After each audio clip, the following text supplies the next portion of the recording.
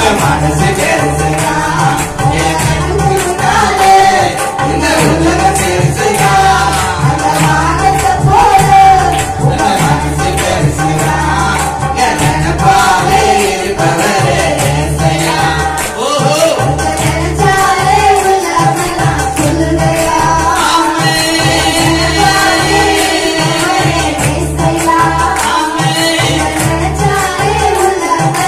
சொல்லுதையா. ஏழை என்ன நினைச்சவரே தாயும் கடலே தெரிஞ்சவரே பெரியவராய் மாற்றினீரே.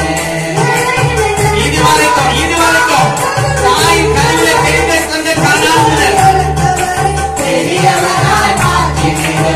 அன்புக்கு முன்னாலே இந்த உலகம் பெருசுதா அந்த வானத்தை போல உங்க மனசு பெருசுதா. உங்க அன்புக்கு முன்னாலே இந்த உலகம் பெருசுதா அந்த வானத்தை போல உங்க மனசு பெருசுதா. என் அன்புக்கு முன்னாலே இந்த உலகம் பெருசுதா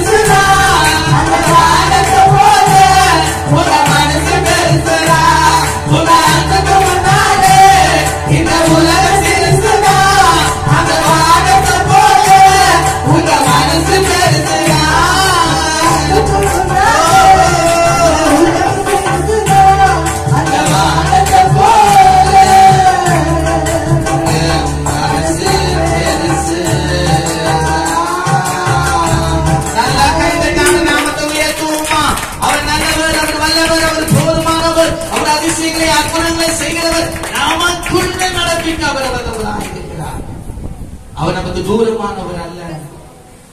நம்ம நினைவு கூறும் தெய்வம் அவர். நம்மை விட்டு விலகாதிருக்கிற தெய்வம் அவர். எந்த சூழ்நிலையிலும் நம்மை விட்டு விலகாதவர். பகலிலே வெயிலாகிறது, இரவிலே நிலவாகிறது. உங்களை என்ன பண்ணாது சேதப்படுத்தவே இருக்காது. அவர் மேக ஸ்தம்பமாய் நம்ம வழிநடத்தவர் வல்லவராய் இருக்கிறார். எந்த தீங்கு நமக்கு நேரவே நேரானது. ஹல்லேலூயா ஹல்லேலூயா. சாத்தான் மேஷாக் ஆபேத்நேகோ அந்த அக்கினி நடுவுல இருந்தாங்க. அந்த நடுவுல தேவன் இருந்தவர் இப்போது நம்ம நடுவுல இருக்க வல்லவராய் இருக்கிறார். அரும்பெரு காரியங்களை செய்ய வல்லவராய் இருக்கிறார். இப்போது ஒரு மேக ஸ்தம்பத்தை நம்ம தீல நம்ம நடுவுல அவர் நிறுவ வல்லவராய் இருக்கிறார். தீகா லாகா தூனா சனாமா ஷியானா துரா பக்தரவதியானாமா. ஓ விசுவாசிக்கிறவர்களாலே கூடும். விசுவாசித்தா தேவனுடைய மகிமையை காண்பீங்க. விசுவாசித்தா நீதிமான் பிழைப்பான். விசுவாசம் எங்க போயிட்டு என்று கேட்கிறாரு. அவர் படகுல இருக்கிறப்பவே சீசர்கள் பயப்படுறாங்க. காற்றையும் புயலையும் கண்டு அவங்க பயப்படுறாங்க. அப்போ போதகரே நாங்கள் மடிந்து போகிறோம், உமக்கு கவலை இல்லையா என்று சொன்ன போது அவர் எழுந்தவுடனே காற்றை கடலையும் பார்த்து அமைதலாயிரு இறையாதே என்று சொன்னார். ரீபா லாமா ஷானா மாகா நாகா துனா ஷலா துனா சியா துனா வாஹு கர்ரா அலேஹிசியா கலா கலா தோதுனா வானா. உடனே கீழ்ப்படி. அப்போதான் அவன் பார்க்கிறான், இயற்கையே அவருக்கு கீழ்ப்படுகிறது. ஏன் கீழ்ப்படியாது? சகலத்தையும் படைத்த சகோதர தேவன், சகல அதிகாரத்தின் கருத்தில் உள்ள தேவன். அவர் சொல்லாதும் கட்டளையிட நிற்கும். ஆச்சரியமா பாக்குறாங்க. அப்பதான் சொல்றாரு, அற்ப விசுவாசிகளே ஏன் பயப்பட்டீர்கள்? நமக்கு பயப்படுகிறதுக்கு அவர் அப்படிப்பட்ட ஆவியை கொடுக்கலங்க. அப்பா பிதாவே என்று கூப்பிடுகிற புத்திர சுவிகாரத்தின் ஆவியை பெற்ற நீங்கள் எந்த காலத்துக்கு பயப்பட வேணாம், கலங்க வேணாம். கர்த்தர் உங்க நடுவுல பெரிய காரியங்களை செய்யவராக இருக்கிறார். தாய் கருவிலே தோன்றின நாள் முதல் இதுவரைக்கும் உங்களை வழிநடத்தின தேவன் இனிமேலும் உங்களை அவர் வழிநடத்த வல்லவராயிருக்கிறார். இனிமேலும் நான் உன்னை தாங்குவேன், ஏதுவேன், சுமப்பேன், தப்புவிப்பேன் என்று சொன்ன தேவன் அவர் நம்மத்தில் இருக்கிறார். பலத்த கிரிகளை நடப்பிப்பார். ஆண்டவர் நாம் அதில் மகிழ்ப்படும். அல்லேலூயா. ஆண்டவரே, இந்த கால வேளையிலும் நாங்கள் உண்மை நாமத்தை உயர்த்த, பாட, துதிக்க எங்களுக்கு கொடுத்த கிருபைகளுக்காக நாங்கள் உமக்கு நன்றி செலுத்துகிறோம். எங்களை துதிகளை நீர் அங்கீகரிப்பினாக ஏற்றுக்கொள்கிறார். இயேசு கிறிஸ்துவின் நாமத்தில் பிதாவே, ஆமென், ஆமென். அல்லேலூயா. நம்ம அப்படியே கட்டி விடுவோமா? பரிசுத்தமுள்ள நல்ல பிதாவே, உடைய குமாரனாகிய இயேசு கிறிஸ்துவின் நாமத்தினாலே இந்த கால வேளையிலும் உம்மை பாட, துதிக்க, உம்மை நோக்கி செபிக்க, ஆண்டவரே சங்கீதங்களினாலும் ஆண்டவரே சாட்சிகளினாலும் இந்த நாமத்தை உயர்த்த கர்த்தருக்கு நீங்க கிருபை செய்தீங்க. இப்பொழுதும் உடைய வார்த்தைகளுக்காக நாங்கள் காத்திருக்கிறோம். நீரே எங்கள் மத்தியிலே இடைபடும். நலமானதை சொல்லி நாங்கள் விசுவாசத்திலே, பரிசுத்திலே, சத்தியத்தில் நிலைத்திருந்து உடைய வருகைக்கு ஏற்ற ஒரு சபையாய் ஆண்டவரே விசுவாசி குடும்பத்தார் ஆண்டவரே நாங்கள் காணப்பட எங்களுக்கு உதவி செய்வீராக. வாருங்கள் கர்த்தரால் ஆசீர்வதிக்கப்பட்டவர்களே, இந்த இடத்துல நாங்கள் காணப்படும். உடைய வார்த்தைகளை புதுப்பிக்கட்டும், சாட்சியாளர்கள் இருக்கட்டும். இயேசுவின் நாமத்தில் பிதாவே, ஆமென், ஆமென். அல்லேலூயா. இன்றைக்கு நாம் தெரிந்து கொண்ட வேத வசனம் யோபு 8ஆம் அதிகாரம் 20ஆம் வசனத்தை நாம் வாசிப்போமானா, யோபு 8ஆம் அதிகாரம் 20ஆம் வசனம் 640ஆம் பக்கம். இதோ தேவன் உத்தமனை வெறுக்கிறதும் இல்லை, பொல்லாதவர்களுக்கு கை கொடுக்கிறதும் இல்லை. இதோ தேவன் உத்தமனை வெறுக்கிறதும் இல்லை, பொல்லாதவர்களுக்கு கை கொடுக்கிறதும் இல்லை. இங்கே நாம் பார்க்கும் பொழுது ரெண்டு விதமான மனுஷனை இங்கே நாம் பார்க்கிறோம். உத்தமர்கள், பொல்லாதவர்கள். அப்போ உத்தமர்களுக்கு தேவன் ஒரு நாள் அவர்களுக்கு என்ன பண்ண மாட்டாரா? அவர் தூரமா இருக்கவே மாட்டாரா? ஆங்கிலத்தில் நாம் பார்க்கும்போது behold, God will not cast away a perfect man. ஹல்லேலூயா. உத்தமனை விட்டு அவர் ஒரு நாள் தூரமா இருக்க மாட்டார். அவர் அவர்களுக்கு அரணாய் இருப்பார், கேடகமாய் இருப்பார். இந்த மாதத்தின் வாக்குத்தத்தம் அதுதான். கர்த்தர் நமக்கு பலத்த துருகமும், கர்த்தருடைய நாமம் பலத்த துருகமும், கர்த்தருடைய நாமம் பலத்த துருகம், நீதிமான் அதற்குள் ஓடி சுகமாயிருப்பான். இங்க பார்க்கிற காரணம் அதுதான். தேவன் உத்தமனை ஒரு நாள் என்ன பண்ண மாட்டாரா? வெறுக்கவும் மாட்டாரா, அவனை கைவிடவும் மாட்டாரா. அல்லேலூயா. இங்கே நாம் பார்க்கும் பொழுது இங்க பில்காத் யோபு கிட்ட சொல்லுகிற ஒரு வார்த்தை அது. ஏனென்றால் யோபுனுடைய நிலைமை என்னவென்றால், நன்றாக கவனிங்க. 1ஆம் வசனத்தில் இதை வாசிக்கலாமா? அந்த பில்காத் சொல்ற ஒரு வார்த்தையை கவனிங்க. 8ஆம் அதிகாரம் யோபு 8:1 படிங்க. அப்பொழுது சூகியனாகிய பில்காத் பிரதியுத்தரமாக, நீர் எந்த மட்டும் இப்படிப்பட்டவைகளை பேசுவீர்? எது வரைக்கும் உம்முடைய வாயின் வார்த்தைகள் பலமான காற்றை போல இருக்கும் அப்படின்னு அவருடைய சிநேகிதன் யோபு கிட்ட கேட்கிறார். அவர் என்ன பேசினாரு? இததான் நம்ம பார்க்கிறோம். 7ஆம் அதிகாரம் 20-21 வசனங்களை நாம் வாசிக்கும் பொழுது, மண்ணுயிரை காப்பவரே, என்ன கேட்கிறாரு யோபு? மண்ணுயிரை காப்பவரே, பாவம் செய்தேனானால் உமக்கு நான் செய்ய வேண்டியது என்ன? ஓகேவா? அடுத்தது நன்றா கவனிங்க. மண்ணுயிரை காப்பவரே, பாவம் செய்தேனானால் உமக்கு நான் என்ன செய்ய வேண்டியது என்ன? நான் எனக்கு தானே பாரமாய் இருக்கும்படிக்கு நீர் என்னை உமக்கு இலக்காக வைத்தது என்ன? என் மீறுதலை நீர் மன்னியாமலும் என் அக்கிரமத்தை நீக்காமலும் இருக்கிறது என்ன? இப்பொழுதே மண்ணில் படுத்துக் கொள்வேன். விடிய காலத்திலே என்னை தேடுவீரானால் நான் இரேன் என்றான். யோபு யோபுனுடைய ஒரு அங்கலாய்ப்பான வார்த்தை. இன்னொரு வார்த்தை கூட சொல்லுது, என்னுடைய பிறப்பு சாபமாயிருக்க கடவுள். அந்த நாளை கூட நான் என்ன பண்ணக்கூடாது, ஒரு நாளும் நினைக்க கூடாது. என் தாயின் கர்ப்பத்திலே நான் இராதே போயிருந்தாலே நலமாயிருக்கு சொல்ற. அந்த நாளை நீ வராதிருப்பதாக என்று சொல்லுகிறான். ஏன்னா அப்படிப்பட்ட ஒரு உபத்திரவத்தை கண்ட உத்தமன் தான் யோபு. அதனாலதான் இங்க பிரித்தாந்து சொல்றாரு, இதோ தேவன் உத்தமனை வெறுக்கிறதில்லை, பொல்லாதவர்களுக்கு கை கொடுக்கிறதும் இல்லை என்று சொல்லுகிறான். அல்லேலூயா.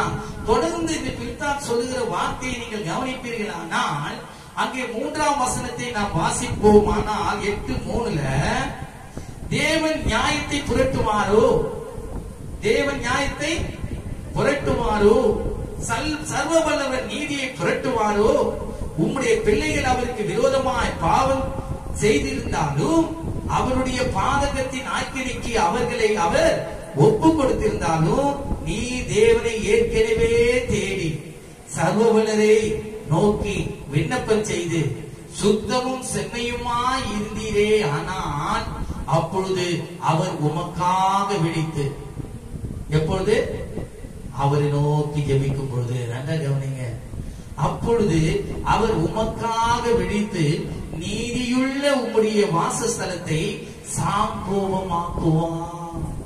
அல்லேலூயா. கோபத்தை நம்மை விட்டு அகற்றி விடுவார் என்று இந்த பிரித்தாத்து சொல்லுகிறார். அல்லேலூயா. தேவன் நம்மை வெறுக்கிறவர் அல்ல, அவர் நம்மை நேசிக்கிற தேவன். அவர் நம்மை ஒரு நாளும் தள்ளிவிட மாட்டார். அதனாலதான் சொல்றாரு, உத்தமனை அவர் ஒரு நாள் என்ன பண்ண மாட்டாரு, வெறுக்கவே மாட்டாரு. 2வது காரியம் தான் சொல்லுது, பொல்லாதவர்களுக்கு அவர் என்ன பண்ண மாட்டாராம், ஒரு நாளும் கை கொடுக்கவே மாட்டாருங்க. ஹல்லேலூயா. அங்க நாம் பார்க்கிறோம், நல்லா கவனிங்க, 13ஆம் வசனத்துல இந்த பொல்லாதவர்களை குறித்து சொல்லப்பட்ட வார்த்தையை கவனிங்க. தேவனை மறுக்கிற எல்லாருடைய வழிகளும் அப்படியே இருக்கும், மாயக்காரரின் நம்பிக்கை அழிந்து போம், அவனுடைய வீண் எண்ணம் அற்று போய் அவனுடைய நம்பிக்கை சிலந்து பூச்சி வீடு போல் இருக்கும். நல்லா கவனிங்க, தேவனை அற்றவர்கள், தேவனை உறுதியா பற்றவர்களுக்கு தேவனுடைய கரம் ஆதரவா இருக்கும். அவர்களை அவர் தேற்றுவார், அவர்களை ரட்சிப்பார், அவர்களை வழிநடத்துவார், அவர்களை பாதுகாப்பார், அவர் மறுபடியும் அவர்களை உயிர்ப்பிப்பார். ஆனால் பொல்லாதவர்களுக்கு அவர்கள் கை கொடுக்கவில்லை என்று சொன்ன வார்த்தைப்படியாக அங்க சொல்லப்பட்ட வார்த்தையை கவனிங்க. தேவனை மறுக்கிற எல்லாருடைய வழிகளும் அப்படியே இருக்கும், மாயக்காரரின் நம்பிக்கை அழிந்து போகும். ஆனா உத்தமன் யாரை நம்புவான், கர்த்தரை நம்புவான், அவரை தேடுவான், அவரை நோக்கி விண்ணப்பிப்பான், கர்த்தர் அவனை எல்லா இக்கட்டில் இருந்து அவனை விடுவிப்பார். அல்லேலூயா. ஆனால் தேவனை மறக்கிறவர்களுடைய நம்பிக்கை அது என்ன பண்ணுமா, அழிந்து போகுமா. அவனுடைய வீண் எண்ணம் அற்று போய் அவனுடைய நம்பிக்கை சிலந்து பூச்சி வீடு போல் இருக்கும். சிலந்து பூச்சி வீடு போல் இருக்கும். ஒருவன் அது வீட்டின் மேல் சாய்ந்தான், அது நிலைக்க மாட்டாது, அதை பிடித்தான் அது நிற்காது. நன்றாக கவனிங்க, அந்த வீடு விழுது அப்படின்னு சொல்லிட்டு அவன் பிடிச்சானோ அந்த சிலந்தி சிலன்னா அவன் வீடு அழிந்து போயிடும். அல்லேலூயா. நன்றாக கவனிங்க, வெயில் எரிக்காததுக்கு முன்னே அவன் பச்சை செடி, அதன் கொடிகள் அவன் தோட்டத்தின் மேலே படரும், அதன் வேர்கள் கற்குவியில் சிக்கி கற்பாறையை நாடும். ஏற்கனவே ஆண்டு இயேசு கிறிஸ்து சொல்லிட்டார், கற்பாறையிலே விதைக்கிற நிலை என்ன ஆயிடும், வெயில் சூடேற சூடேற அது காய்ந்து போகும். இதுதாங்க தேவனை மறக்கிறவர்களுடைய வாழ்க்கை. ஆனா உத்தமர்களுடைய வாழ்க்கைய தேவனே அவர்களுக்கு அரணா இருக்கிறார், அவருக்கு பலனா இருக்கிறார். அல்லேலூயா. இங்க தேவன் ஒரு நாளும் அவர் நீதி செய்யாமல் இருப்பாரோ, நீதி செய்வார். அவர் முன்பாக நீ எதிர்த்து பேசாத என்று சொல்லுகிறார் என்று பிரித்தார். அல்லேலூயா. தேவனை பர சொல்லாத என்று சொல்றார். அல்லேலூயா. நல்லா கவனிங்க, அவர் உத்தமர்களுக்கு அவர் அரணா இருக்கிறார், உத்தமர்கள் மேல் அவர் பிரியமாய் இருக்கிறார். அவர்களை ஒரு நாளும் அவர் கைவிடவே மாட்டார், அவர்களை வெறுக்க மாட்டார். நீதிமொழிகள் 11ஆம் அதிகாரம் 20ஆம் வசனத்தை வாசிப்போமானால் 772ஆம் பக்கம், 772ஆம் பக்கம் வாசிங்க. நீதிமொழிகள் 11:20. மாறுபாடுள்ள இருதயமுடையவர்கள் கர்த்தருக்கு அருவருப்பானவர்கள். நல்லா கவனிங்க, கர்த்தரை விட்டு விலகிறவங்க அவருக்கு எப்படிப்பட்டவங்க? அருவருப்பானவர்கள்.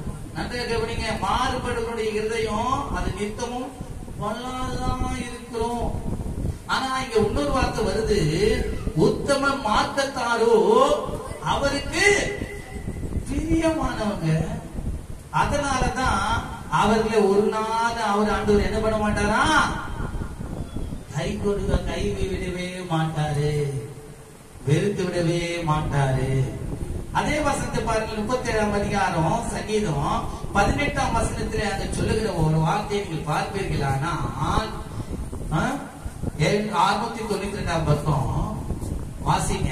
37ஆம் அதிகாரம் சங்கீதம் 37:18 சொல்லப்பட்ட வார்த்தையை கவனிங்க. உத்தமர்களின் நாட்களை கர்த்தர் அறிந்திருக்கிறார், அவர்கள் சுதந்திரம் என்றென்றைக்கும் இருக்கும். ஹல்லேலூயா. உத்தமர்களுடைய வாழ்க்கைய கர்த்தர் எப்படிப்பட்டவரா? அறிந்திருக்கிறாரா, அவருடைய சுதந்திரம் என்றென்றைக்கும் இருக்குமா? ஹல்லேலூயா. ஏன் அவரை அவர் பாதுகாக்கிறார்? ஏன் அவர்களுக்கு நீடித்த நாட்களை கொடுக்கிறார்? ஏன் அவருடைய பிள்ளைகளுடைய பிள்ளைகளையும் அவர் போஷித்து காப்பாற்றுகிறார் என்று பார்த்தால் அவர்கள் எப்படிப்பட்டிருக்கிறார்? 119ஆம் சங்கீதம் 1ஆம் வசனத்தை நாம் வாசிக்கும் பொழுது, 119ஆம் சங்கீதம் 1ஆம் வசனத்தை நாம் வாசிக்கும் பொழுது, கர்த்தருடைய வேதத்தின்படி நடக்கிற உத்தம மார்க்கத்தார் பாக்கியவான்கள். ஹல்லேலூயா. அது மாத்திரமல்ல, கீழே 2 வசனங்களை வாசிக்க நல்ல கவனிங்க. 2ஆம் வசனம், அவருடைய சாட்சிகளை கை கொண்டு அவரை முழு இதயத்தோடும் தேடுகிறவர்கள் பாக்கியவான்கள். உபத்திரம் வரலாம், பாடு வரலாம், துன்பம் வரலாம், ஆனா தேவனை மாத்திரம் விட்டு விலகு போகிறவர்களாய் காணப்படவே கூடாது. அதனால்தான் தாவீது சொல்றாரு, நான் கர்த்தரை எக்காலத்திலும் ஸ்தோத்திரிப்பேன், அவருடைய துதி எப்போதும் என் வாயில் இருக்கும். பவுல் சொல்றாரு, உபத்திரமோ வியாகுலமோ துன்பமோ பசியோ நாசமோசமோ நிர்வாணமோ பட்டயமோ எதுவும் என் தேவனுடைய அன்பை விட்டு பிரிக்கலாகாது. இவை எல்லாவற்றிலும் என் மேல் அன்பு கூறுகிறாரே நான் முற்றிலும் செய்ய. அவரை உத்தமமாய் நாம் பின்பற்றுவதாக இருக்கணும். அவரை விட்டு விலகுவதாக காணப்படக்கூடாது. நாம் சோர்ந்து போகக்கூடாது. ஹல்லேலூயா. தேவன் நம்மை சோதிக்கிற தேவன், ஆனாலும் அவருக்கு பிரியமானவர்களாக நீங்கள் இருக்க வேண்டும் என்பதுதான் அவர் உங்களை சோதிப்பார். ஆனாலும் அவர் உங்களை கைவிடவே மாட்டார். அந்த சோதனையில் இருந்து தப்பித்துக் கொள்ளும் போக்கை அவர் உங்களுக்கு தெரிவிப்பார். ஹல்லேலூயா, ஹல்லேலூயா. அதனால்தான் சொல்றது 2 நாளாகவும் 19:11 கடைசியான வார்த்தை, கர்த்தருடைய அவர் உத்தமருக்கு கர்த்தர் துணையாயிருக்கிறார். அவர் அவருக்கு தூரமானவர் அல்ல. ஹல்லேலூயா. அவர் கூப்பிடும் போது அவருக்கு மறு உத்தரவு அருளை செய்கிற தேவனாய் இருக்கிறார். ஹல்லேலூயா. அது மாத்திரமல்ல, அங்கு யோபுக்கு சொல்லப்பட்ட, யோபை குறித்த சொல்லப்பட்ட வார்த்தைகளை கர்த்தர் சொல்லும் பொழுது, யோபு 2ஆம் அதிகாரம் 635ஆம் பக்கம் எல்லாம் எடுத்துங்க. கர்த்தர் சொல்றாரு பாருங்க, இந்த பிசாசு கிட்ட யோபு 2ஆம் அதிகாரம் 3ஆம் வசனத்தை வாசிக்கும் பொழுது, அப்பொழுது கர்த்தர் சாத்தானை நோக்கி, நீ என் தாசனாகிய யோபின் மேல் கவனம் வைத்தாயோ? உத்தமனும் சன்மார்க்கனும் தேவனுக்கு பயந்து பொல்லாப்புக்கு விலகுமான மனுஷனாகிய அவனை போல பூமியில் ஒருவனும் இல்லை. முகாந்திரம் இல்லாமல் அவனை நிர்மூலமாக்கும்படி நீ என்னை ஏவின போதிலும் அவன் இன்னும் தன் உத்தமத்திலே உறுதியாய் நிற்கிறான் என்றார். நல்ல கரந்தட்டி ஆண்டவருடைய நாமத்தை உயர்த்துவோமா? ஹல்லேலூயா, ஹல்லேலூயா. தேவன் நம்மை புடமிட்டு பார்த்தும் ஒன்றும் இல்லாத இடத்தில் நாம் காணப்பட வேண்டும். நாம் அவரை உறுதியாய் பற்றிக் கொள்ள வேண்டும். அவரை சார்ந்திருக்க வேண்டும். அவர்தான் நமக்கு எல்லாத்துக்கும் எல்லாமா இருப்பான். அவர் நம்மை கைவிடவே மாட்டான். அங்கே கவனிங்க, 6ஆம் வசனத்திலிருந்து அங்கே நாம் பார்க்கும் பொழுது, அப்பொழுது கர்த்தர் சாத்தானை நோக்கி, இதோ அவன் உன் கையில் இருக்கிறான், ஆகிலும் அவன் பிராணனை மாத்திரம் தப்பவிடு என்றான். அப்பொழுது சாத்தான் கர்த்தருடைய சந்நிதியை விட்டு புறப்பட்டு யோபின் உள்ளங்கால் தொடங்கி அவன் உச்சங்களை மட்டும் கொடிய பருக்களால் அவனை வாதித்தான். அவன் ஒரு ஓட்டை எடுத்து தன்னை சுரண்டி கொண்டு சாம்பலில் உட்கார்ந்தான். அப்பொழுது அவன் மனைவி அவனை பார்த்து, நீ இன்னும் உம்முடைய உத்தமத்தில் உறுதியாய் நிற்கிறீரோ? தேவனை தூஷித்து ஜீவனை விடும் என்றான்.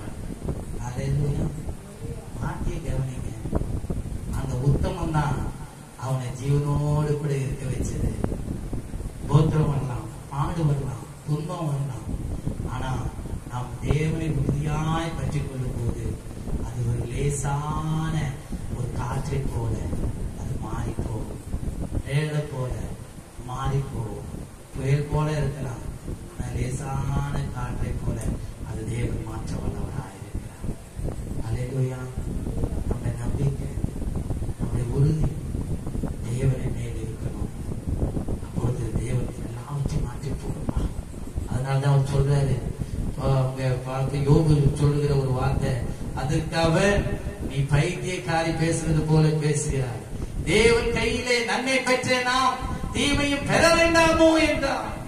இவைகள் எல்லாவற்றிலும் யோபு தன் உதடுகளினால் பாவம் செய்யவில்லை. ஹல்லேலூயா. அதனாலதான் தேவன் மறுபடியும் யோபை ஆசீர்வதிக்கிறார். ஹல்லேலூயா. தேவன் உத்தமனை வெறுக்கிறது இல்லை. அங்கே நாம் பார்க்கும் பொழுது 42ஆம் அதிகாரம் 12ஆம் வசனத்திலே யோபு 42 12ஆம் வசனத்திலிருந்து நாம் வாசிக்கும் பொழுது, கர்த்தர் யோபின் முன்னிலைமையை பார்க்கிலும் அவன் பின்னிலைமையை ஆசீர்வதித்தார். 10,000 ஆடுகளும் 1000 ஒட்டங்களும் 1000 ஏர்களும் 1000 கழுதைகளும் அவனுக்கு உண்டாயின. 7 குமாரரும் 3 குமாரத்திகளும் அவனுக்கு பிறந்தார்கள். மூத்த மகளுக்கு எமிமால் என்றும், 2ஆம் மகளுக்கு கெத்சியால் என்றும், 3ஆம் மகளுக்கு கெரனாபு என்றும் பெயரிட்டார். தேசத்தில் எங்கும் யோபின் குமார்த்திகளை போல் சௌந்தரியமான பெண்கள் காணப்படவும் இல்லை. அவர்கள் தகப்பன் அவர்கள் சகோதரரின் நடுவிலே அவர்களுக்கு சுதந்திரம் கொடுத்தான். இதற்கு பின்பு யோபு 140 வருஷம் உயிரோடு இருந்து 4 தலைமுறையாக தன் பிள்ளைகளையும் தன் பிள்ளைகளுடைய பிள்ளைகளையும் கண்டான். யோபு நெடுநாள் இருந்து பூரண வயதுள்ளவனாய் மரித்தார். அல்லேலூயா. இதோ தேவன் உத்தமனை வெறுத்து விடவே இல்லை. அவர் நாட்களை அவர் அறிந்திருக்கிறார். அவர்களுக்கு அவர் அரணாய் இருக்கிறார். ஏனென்றால் அவர்கள் தேவனுடைய வார்த்தையின்படி தன்னை ஒப்பு கொடுத்து நடக்கிறார்கள். அவர் சொல்கிறார், அவரை என்னை சோதித்த பின்னும் நான் பொன்னாக விளங்குவேன் என்று சொல்கிறார். நான் அவர் அடிச்சோடுகளை பின்பற்றுவேன் என்று சொன்னார். அருமையான தேவனுடைய பிள்ளைகளே, இந்த காலை வேளையில இந்த யோபை போல நீங்கள் தேவனை உறுதியாக பற்றிக் கொள்வீர்களானா தேவன் எங்களை மறுபடியும் மெய்ப்பிப்பார், மறுபடியும் உங்களை ஆசீர்வதிப்பார். தேவன் ஒரு நாள் உங்களை விட்டு அவர் தூரமாய் போகவே மாட்டார். கோடி கோடி நன்றி சொன்னாலும்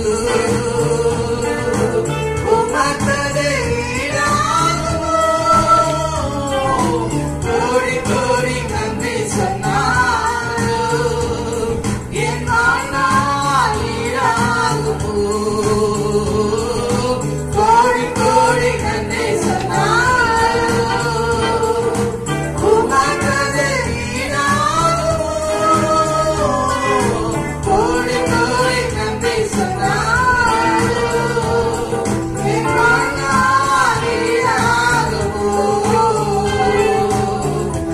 ஏற்று வேலையிலும் காத்து தந்து என்னை சோர்ந்திடாமல் காத்ததை என்னை காடுவே.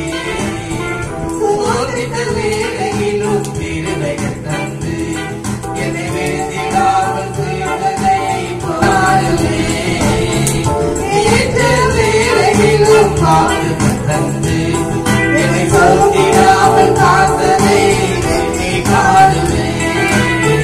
சோர்ந்திட்ட வேலையிலே திருவைகள் தந்து என்னை வேண்டிடாமல் தோன்றதை போற்றி பாடுவே. காத்தீரையா உங்கள் வார்த்தைகளால் நடத்தினீரையா. இடைவிடாமல்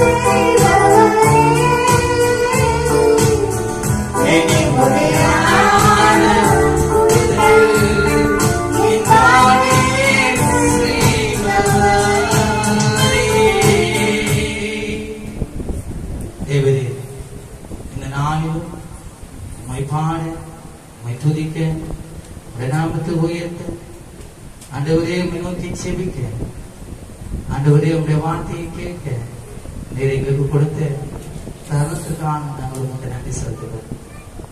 இதுவரைக்கும் நீர் எங்களுக்கு எல்லாத்துக்கும் எல்லாமா இருந்து எங்களுக்கு நீர் உதவி செய்து எங்களை காப்பாற்றி எங்களை உயர்ந்த ஸ்தலங்களிலே எங்களை ஏறி வர பண்ணி இருக்கிறீர்கள். அதற்காக நாங்கள் உங்களுக்கு நன்றி செலுத்துகிறோம். உத்தமனை நீர் ஒரு நாளும் வெறுத்து விடுகிற தெய்வம் நல்ல ஆண்டவரே. அவன் மேல் நீர் நினைவா இருக்கிறவர் ஆண்டவரே. அவனுக்கு நீர் அரணா இருக்கிறீர் ஆண்டவரே.